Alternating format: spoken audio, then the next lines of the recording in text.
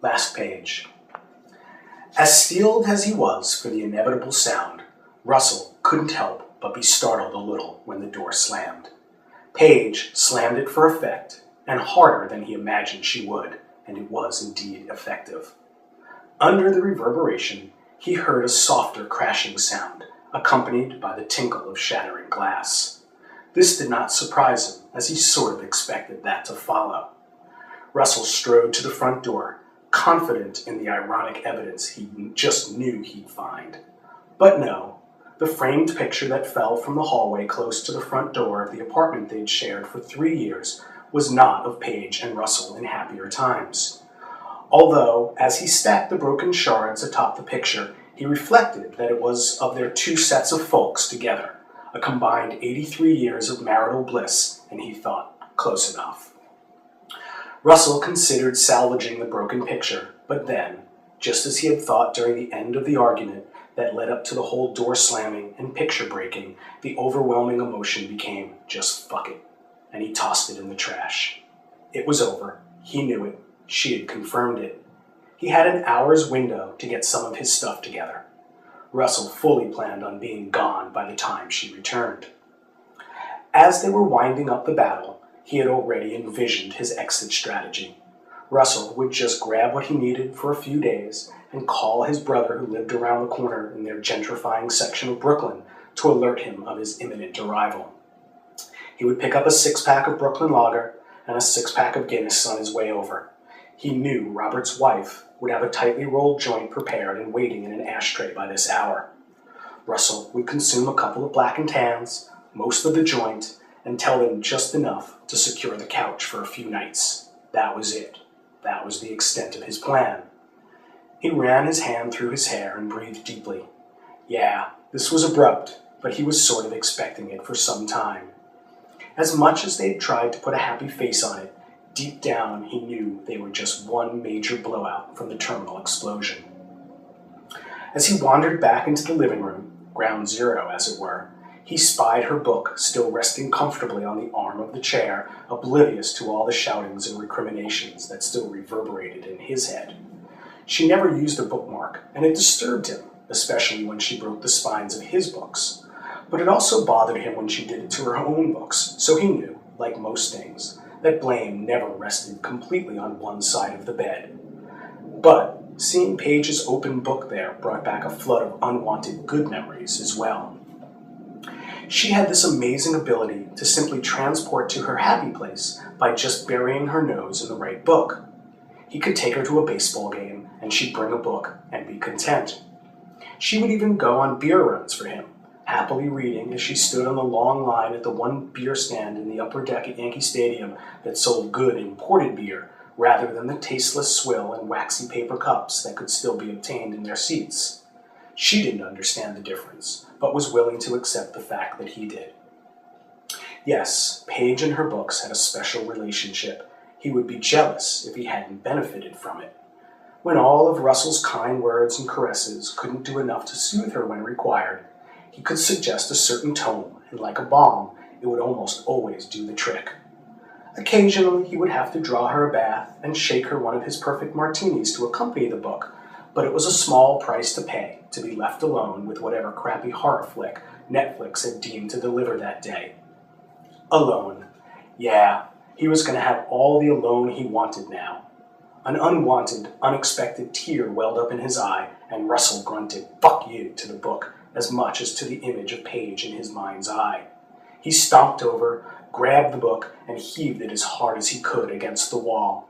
It flew faster and straighter than he expected it to, like a bird with paper wings. But it also crashed like one, sliding down the far wall like that same bird smashing against the plate glass window it hadn't seen. The book came to a rest on the floor, all broken wings and spine and torn pages. Torn pages. The animal instinct part of him would have liked to have tear Paige from limb to limb. He had never hit her. He had never hit any woman. Christ, he hadn't hit another man in anger since the 6th grade. But right at this moment, the desire for destruction bubbled up like bile in his throat. He grabbed the broken book by its wounded wingspan and yanked out the torn pages. It felt good. Really, really good. He tried to hurt her during their final fight, and he did, but he failed to deliver the knockout blow. Their 3-year relationship ended on a technicality. It went to the judges' scorecards. At that moment, he realized when he informed his friends that he was single again, that he couldn't precisely, truthfully tell them that he had finally dumped Paige, but it wasn't crucial. They were in their 30s. Now, still breathing hard and holding the ripped pages in his hand, he looked at the floor-to-ceiling bookshelf she had built, and much like the Grinch, an evil idea spread over him, darkening his heart. He swept an armful of her books onto the floor, and then squatting beside one of them, he grabbed a handful of pages from the back of the book and yanked them out. They didn't come out easily, but when they did, he could taste the satisfaction, like blood, in the knowledge that this would hurt her even more than it hurt the books. It took him a while, but he finally got a system down. He'd use his right hand to tilt a book back from the shelf, revealing the back of it. Then he'd use his left hand to rip out the last page, just the last page, and then Russell would let the book drop back into its proper place on the shelf. As the single torn pages accumulated like snowdrifts at his feet, he glanced at the time on his cell phone. Paige could be back soon.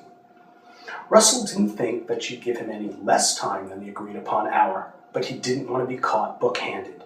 He hurriedly completed his task of removing the last page of each and every one of her books.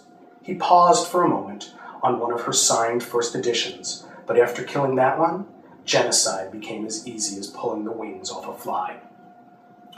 Russell had just finished throwing some clothes into the hefty cinch sack containing all of Paige's conclusions when he heard her key in the lock. He glanced at the time. She was indeed early before cinching the sack. He steadied himself as she called out, "Russell, are you still here?" Her voice, though raspy, sounded soft, even sweet. "Living room," said Russell. Paige stepped into the doorway. She obviously had been crying, but right now she was smiling at him tentatively. "Baby," she cooed, "I'm sorry. Please don't leave." He just stared at her. The hefty cinch sack clutched tightly in his right hand, his cell phone swaying in his left. "You sure?" he said. She bit her quivering lower lip and nodded up at him. Paige, fresh tears in her big brown eyes, said, "Can I have a hug, Russ?"